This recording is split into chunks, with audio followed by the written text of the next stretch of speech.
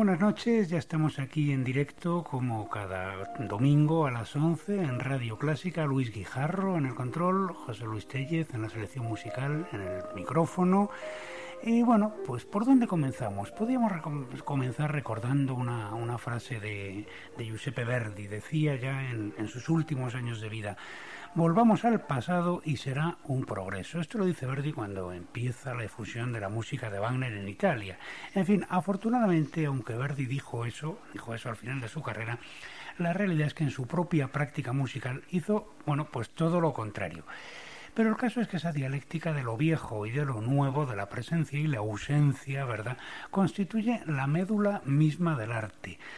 Ya que andamos de citas, podríamos recordar otra muy famosa de Roland Barthes. Él habla de la revolución, pero la podríamos aplicar nosotros perfectamente al mundo del arte.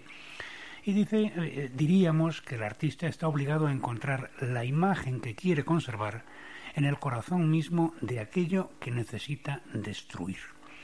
Algo de todo eso debía circular también por la imaginación de Maurice Ravel, cuando en 1914, en plena efervescencia del cubismo, del fauvismo, el año anterior se ha estrenado La Consagración, sin ir más lejos, Ravel, sin embargo, se empecina en buscar, podríamos decir, que el rostro recóndito de un melodismo arcaico, de un melodismo litúrgico. En fin, esas son las melodías hebraicas, unas melodías muy simples, tratadas armónicamente, pues con unos pedales sencillísimos. Pienso sobre todo en la primera, claro. Luego lo va a orquestar esto en el 1919, después de la guerra. Sobre esas largas pedales, la voz desgrana un canto altamente melismático, de una simplicidad casi primitiva y al mismo tiempo refinadísima, casi una salmodia. Y entonces provoca que tengamos el contacto con una belleza que es absolutamente intemporal, en la que hay algo de etéreo y de hipnótico. Así.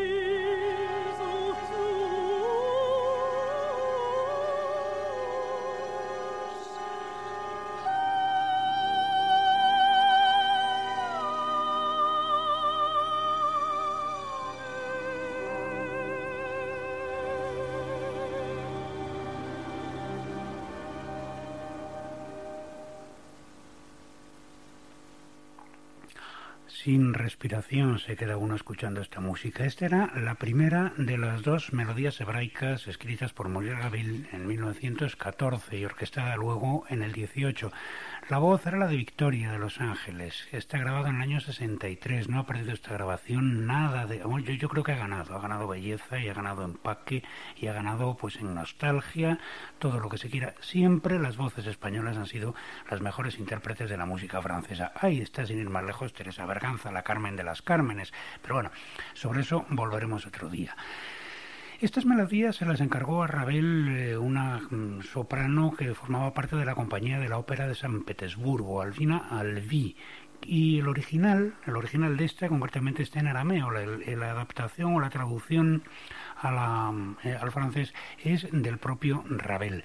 Música también de encargo y música melódica también la que tenemos ahora. Ese poder hechizante de la voz sola, de la melodía absolutamente exenta, que se basta a sí misma. Esto es un elemento característico de buena parte del folclore, pero en el folclore también hay una enorme riqueza de sugerencias de tipo tímbrico en la ejecución instrumental, no vocal, que un buen oído, el oído de un gran compositor sabe perfectamente rescatar para su propia práctica de la música escrita. Sería el caso de un Manuel de Falla o sería el caso, que nos ocupa ahora, de Béla Bartók. Avanzamos unos 30 años. 1943, Bartók escucha en Nueva York a Menuhin tocar su primera sonata para violín y piano. Bartók ha sido uno de los compositores que mejor hayan sabido escribir para los instrumentos de cuerda. El efecto fue tal, tenía entonces Menuhin 28 años, que inmediatamente, y era pues algo así como el violinista más famoso del momento, ¿no? Entonces Bartók, sin rechistar, aceptó el encargo que Menuhin le hizo de escribirle una obra para violín solo, cosa que terminó en abril del año siguiente, del año 44. Menuhin la estrenó el 26 de noviembre. Es una obra, esa sonata para violín solo, tan grandiosa, de una importancia tal en la historia de la música para violín solo, que perfectamente, y no es encarecimiento de ningún tipo, se puede parangonar con la música de Bach, de la que lo mismo que los elementos del folclore, por ejemplo en el segundo movimiento, que es un verbunkos, una danza de esas de reclutas, pues con esa síntesis entre lo popular y lo súper erudito, que en este caso es la música para violín solo de Bach, consigue construir Bartók pues su propia síntesis personal e inconfundible. Pero lo que nosotros vamos a escuchar es el tercer movimiento, el lento, que se titula precisamente así como lo de Ravel, melodía, y es exactamente eso. Una monodia, despojada, íntima, de una belleza, de una serenidad, de un misterio absolutamente poco común. Es la última música de cámara de Bartók, ya está en el exilio estadounidense. En su escritura hay algo de testamentario. Es una música de una transparencia diatónica absoluta, profundamente emotiva. Podríamos recordar el Beethoven de los últimos cuartetos, exactamente igual y haciéndole justicia el Mozart de la flauta mágica. Es un Spätstil, un estilo tardío, una pieza, o sea, esta melodía maravillosa, toda ella en mi bemol luminosa, ocasionalmente con inflexiones dóricas, en fin, como el tercer concierto de piano, que es contemporáneo, tiene una forma ternaria muy simple, muy clara, es una melodía de forma estrófica que a su vez desarrolla en su interior una especie por juego de células recurrentes, un esquema podríamos decir como de un rondó en miniatura. Y en su tratamiento el uso de la sordina en el episodio central le confiere un carácter intimista como de un nocturno.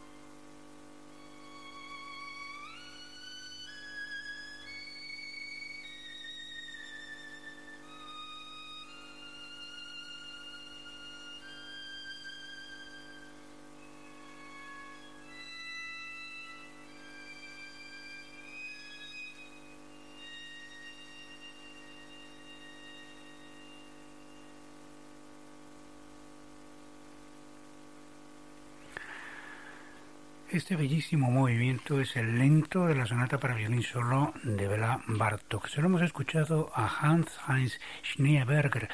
Y es una grabación que procede del Festival de Mondsee de hace 2 años.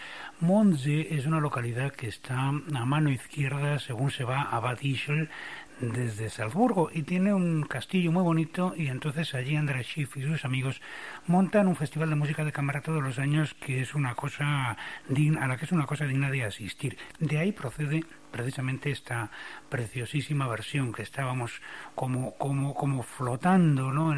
Suspendida en el aire. Nos hemos ido a Austria, de Nueva York, que es donde nació la música, a Austria, que es donde se ha grabado esta versión, y está bien que lo hagamos así, porque vamos ahora a encontrarnos con uno de los talentos austríacos más, pues eso, absolutamente universales, Franz Schubert. También, como en el caso de las dos músicas que nos han precedido, la que ahora escucharemos es música fruto de un encargo, y también es una música que comienza con una melodía absolutamente subyugante, sublime, que es el movimiento lento del famosísimo octeto. Un encargo que le hace a Schubert el conde Ferdinand Troyer, este hombre que es el intendiente del archiduque Rodolfo, que a su vez es al que Beethoven le dedicó tantas obras, por ejemplo, la sonata de Hammerklavier, sin ir más lejos. Y en fin, esta obra está hecha, se dice, o dicen algunos biógrafos, que con la intención explícita de ajustarse al patrón del Opus 20 de Beethoven, del septimino. Si esto es así o no lo es, o es una idea del propio Schubert, pues es algo que no se sabe, pero desde luego es evidente que Schubert ha seguido el plan de Beethoven hasta sus últimos extremos. Misma cantidad de movimientos. Primer movimiento en forma sonata, como es lógico, el segundo un adagio, después un cuarto movimiento en forma de variaciones, exactamente igual. Y además el esquema armónico de toda la obra es exactamente el mismo que el de Beethoven. Partimos de Fa, el segundo movimiento, que es el que vamos nosotros a oír, está en mi bemol, es decir, el mismo tono de la pieza de Bartók que acabamos de oír. Sigue el patrón de Beethoven. Incluso hay un estudio que demuestra cómo el corte, la forma del corte melódico de los temas, también está claramente emparentado con el precedente. Le había dicho Troyer que hiciese una obra para poder tocarla en un programa doble con el septimino, que es por otra parte una cosa que suele suceder con muchísima frecuencia en los conciertos públicos. Pues ya digo que no lo sabemos, pero si no nevero, ben trovato. En todo caso, lo mismo también que en la obra de Beethoven, Schubert ha confiado al clarinete el arranque de ese segundo movimiento. El Ferdinand Troyer en cuestión era clarinetista, y ahí Schubert ha depositado todo su talento y ha escrito una de sus melodías más hermosas, más cálidas, más sublimes, ¿no? En fin, la melodía, que no deja de recordar a la bella molinera, es de gran amplitud, tarda una barbaridad de tiempo y de compases en desarrollarse. Pronto genera una segunda idea que, con el cambio de acompañamiento, otro más rítmico, desemboca a su vez en una tercera. Todo el movimiento se articula en función de los sucesivos retornos de ese primer tema, que reaparece cada vez con una instrumentación diferente. Y es significativo que, por ejemplo, la trompa, que está callada en los 40 primeros compases, cuando por fin entra en escena, lo hace como segunda voz del clarinete, con el fagot haciendo el bajo, y es un momento de una hermosura absolutamente mágica. En fin, esos retornos constantemente variados del tema nos dan la imagen de una belleza que se diría inextinguible y perpetuamente renovada.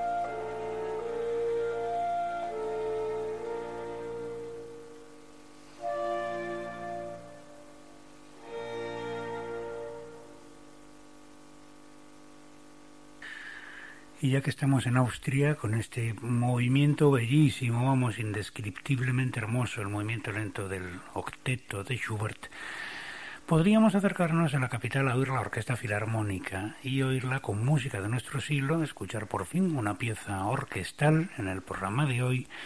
Vamos pues allá. En 1967 se estrenó lo que vamos a oír. Bueno, lo estrenó en el Festival de Donaueschingen la Orquesta de la Südwestfunk.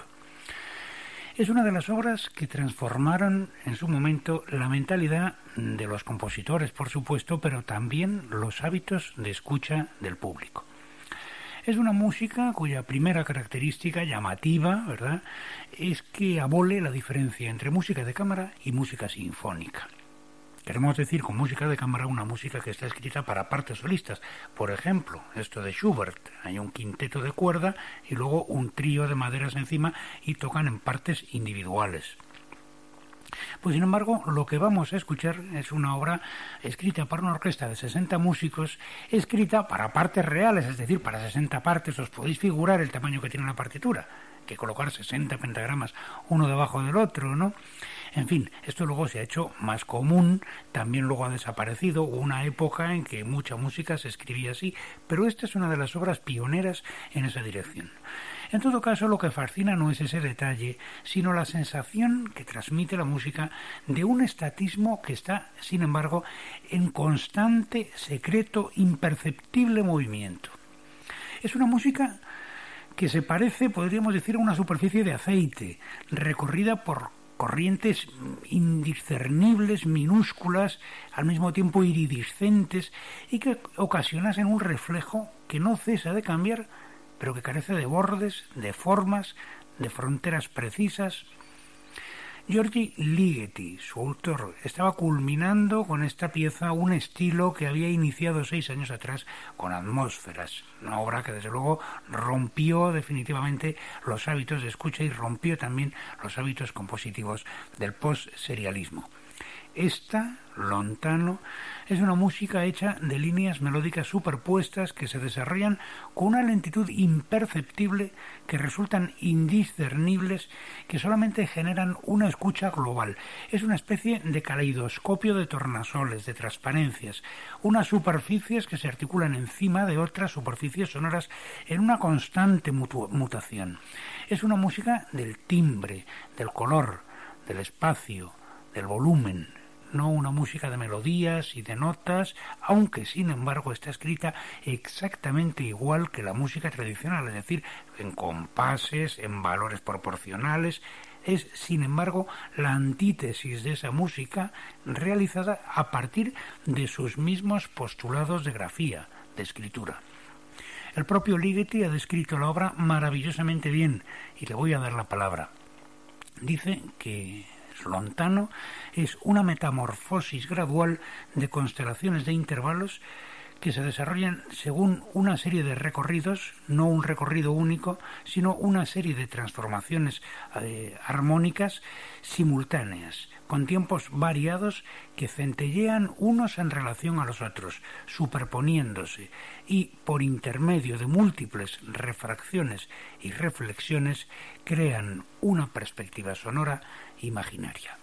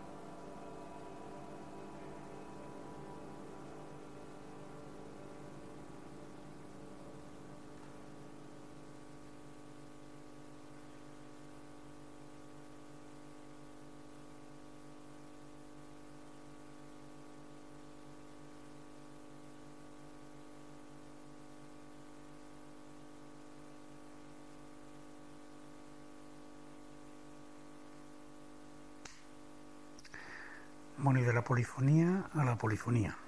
De las 60 voces y, en fin, de los 1000 matices coloreados que hay en lontano, en la versión esta de Abbado, pues también nos vamos a ir a otra música muy lontana, muy lejana, y a una polifonía en sus manifestaciones, digamos que más prístinas, ¿no? Una música de las esferas, si esto es una música de las esferas, y lo es mucho más, porque cuando Kubrick utilizó un fragmento no de esta obra, sino de la anterior de Ligeti, de Atmósferas, en la banda sonora de 2001, esto generó en la música que circulaba por Europa en esa época, pues toda suerte de corolarios y de escolios, ¿no? Pero no, nosotros nos vamos a ir ahora de esta especie de cielo brumoso, pues a otro cielo constelado en que las notas transitan por él con la regularidad, el brillo, la simetría de los mismísimos cuerpos celestes. Y nunca mejor dicho, porque su autor, John Dunstable, también era astrónomo y matemático. Y lo de la regularidad no es una frase, porque es la suya música isorrítmica, es decir, música basada en el principio de repetición de unas células rítmicas constantes. En el fondo es lo mismo de Ligeti, claro, lo que ocurre es que en lugar de 60 voces, solamente para 3, con lo cual el movimiento, que por otra parte también es más sencillo, pues es perfectamente perceptible. Dunstable sabemos que murió el día de Nochebuena de 1453 y que tenía alrededor de 70 años.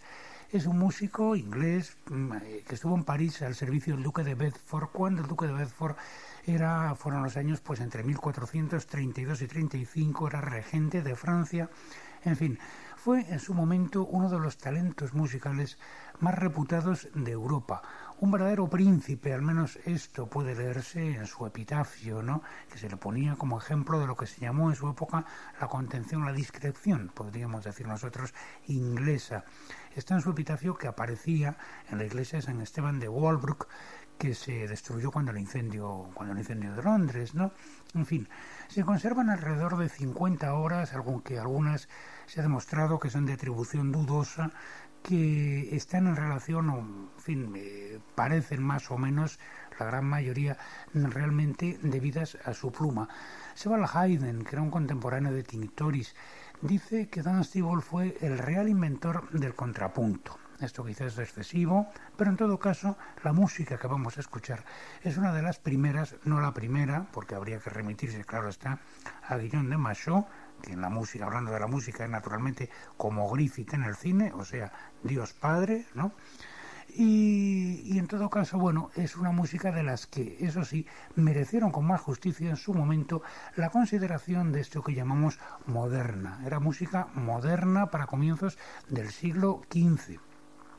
Pero, eso sí, la serena, resplandeciente belleza de este motete, sobre el texto de la Salve, a 3 voces, escrita naturalmente en tempus perfectus, es decir, en compás ternario, sirve sobre todo para demostrar que lo bello es de una pervivencia absolutamente intemporal.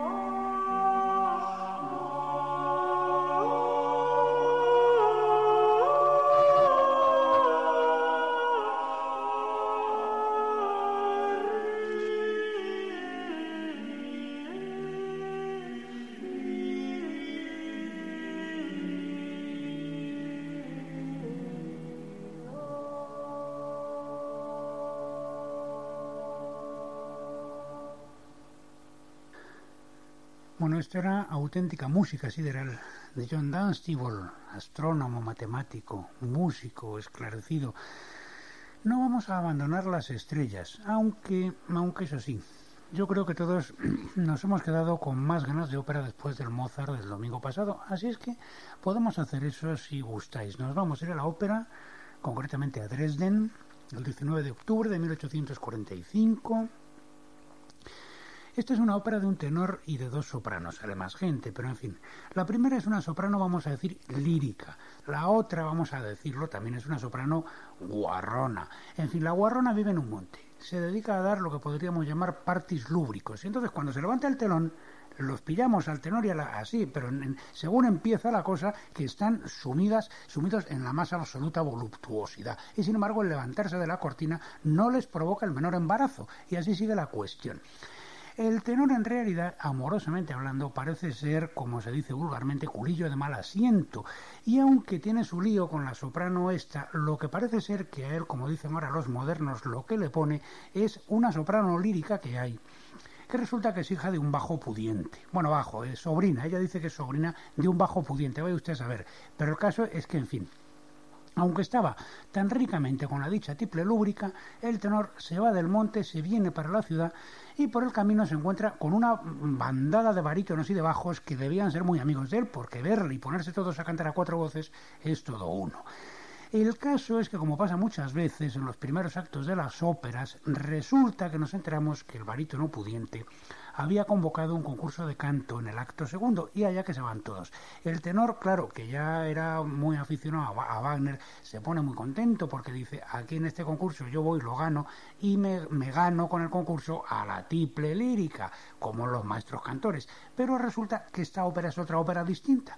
Entonces, cuando se ponen a cantar, al tenor se le obnubila la meninge, podríamos decir, y aunque previamente ha salido un barítono y se ha puesto a cantar pues las delicias del amor puro y espiritual, y esto al tenor ya le debiera dar una pista de lo que de él se estaba esperando, pues no, como se le ha ido la cabeza porque estaba pensando en otra cosa, lo que se pone a cantar es la gorrinería que hacía con la soprano del acto primero, claro, aquello de la primera escena, ¿se entiende? Claro, esto es un escándalo, por otro lado es lógico, ¿no? Como mínimo es una inconveniencia, a la soprano lírica le da un soponcio allí mismo, aunque como en el fondo es una, aunque sea una niña bien, es una buena chica, defiende al tenor del enfado y del que se montan los otros barítonos que sacan inmediatamente las espadas, en fin, porque ya se sabe que la gente muy espiritual, en cuanto les tocan ciertos resortes, inmediatamente son muy aficionados a la cosa de los puños y las pistolas. Pero afortunadamente, y gracias a la intervención de la soprano, pues la cosa no pasa a mayores. Pero eso sí, dan en la ocurrencia de mandar al tenor que se vaya a Roma para que el Papa le perdone de su pecado. Parece ser que no les vale con un barítono parroquial que pudiera haber por allí. En fin, el caso es que el pobre tenor se marcha, nosotros nos vamos a marchar también al acto tercero, y en el acto tercero lo que nos encontramos es a la pobre soprano lírica que está deshecha en lágrimas y muy conturbada con todas las cosas que han pasado y con las que se teme, y no sin razón, que van a pasar. Y el caso es que se pone a cantar una cosa preciosa, por otro lado, a una estampita de la Virgen que tiene allí en su aposento, todo el escenario, claro, para eso están en un palacio y es una soprano bien, ¿no? Y entonces llega el barítono ese del amor espiritual, y claro, decimos, verás tú lo que va a pasar aquí, ya se sabe lo que hace todo barítono que se precie en cuanto que se encuentra una tiple. Pero resulta que no, que el barítono este de verdad que iba por la cosa espiritual, mira tú por dónde, a lo mejor la tiple se lo ha perdido, pero nosotros sí que nos hemos ganado una música tan sublime y tan bella como esta.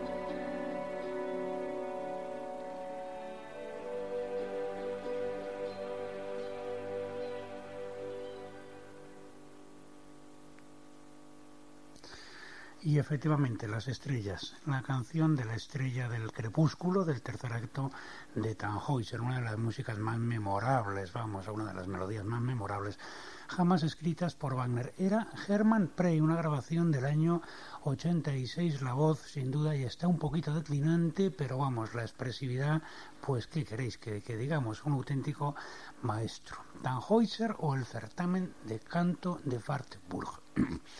En fin, de Las Estrellas a las vidrieras catedralicias, que no deja de tener algo que ver, porque como siempre vamos a escuchar música de órgano, pero hoy no va a ser un músico hanseático, danés, de los Países Bajos, sino uno de los máximos maestros de nuestro siglo, también podríamos decir que de los menos justamente tratados por la afición, porque Francis Poulenc sin duda es un músico muy conocido, pero muchos pensamos que no está valorado en toda la dimensión enorme que merece ese oído absolutamente exquisito que tenía este hombre para la disonancia y esa habilidad melódica, bueno, sin igual, capaz además de incorporar pues toda la música de cabaret, las danzas populares, introducirlas estilizadas en su propia música. La obra que vamos a escuchar es el famosísimo Concierto para órgano, es la única obra de esta envergadura por él escrita. Es un encargo de la princesa de Polignac de 1938, es la misma mujer que encarga el Renard de Stravinsky y el retablo a don Manuel de Falla. Bueno, es una obra, está escrita en el tono de sol menor, un tono particularmente querido por Buxtehude, por Bach, y el arranque de la obra podría decirse que rinde un homenaje a la música de estos dos grandísimos artistas, porque está concebido el arranque pues con un espíritu de tocata barroca, un aire casi improvisatorio, bellísimo, es de una energía, se podría decir que gótica, ¿no? Y que además no deja de recordar concretamente un preludio de Bach, el BWV 572. Enseguida entramos en una sección que pareciera un allegro bitemático, la cuerda propone un tema en staccato, el teclado, el órgano, contesta con unas séptimas paralelas. El esquema parece ser de una sonata sin desarrollo, pero de repente desembocamos en un andante en que nos vamos a encontrar con el Poulenc melodista, contrapuntista en este caso. A partir de aquí, curiosamente, la obra pareciera tender como a su disolución. Se va recapitulando material del comienzo, concretamente la introducción esa gótica, que aparece dos veces más, aludida o más claramente Se desarrolla el segundo tema del primer movimiento. El lento se ve a estas alturas como una especie de interludio, de modo que es todo como una catarata de música continua, en que los tres movimientos propios de un concierto han sido subsumidos en una oleada ininterrumpida. En fin, al llegar la coda, la música se desvanece toda paulatinamente.